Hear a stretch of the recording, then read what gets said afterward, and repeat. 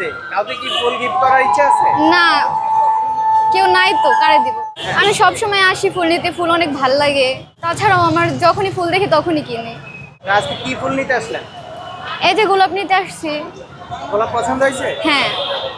আমার এখানে হচ্ছে আপনার red rose, white rose, pink রোজ, এখানে আছে জারবেরা, ডালিয়া, চন্দ্রমল্লিকা আছে, এখানে আছে গ্ল্যাডিওলাস, এদিকে চাইনিজ ফুল আছে, বিভিন্ন টাইপের। মোটামুটি আরও অনেক ফুল থাকে, এখন মোটামুটি একটু কম আছে, বুঝছেন। এখন এক্সপেন্সিভ হচ্ছে আপনার রোজ, গোলাপের দামটা এখন বেশি। কারণ হচ্ছে আপনার এই যে গত 7 তারিখে রোজ ডে গেল, সামনে ভ্যালেন্টাইন্স ডে, তো এই জন্য আমাদের গোলাপের দামটা এখন একটু বেশি আছে।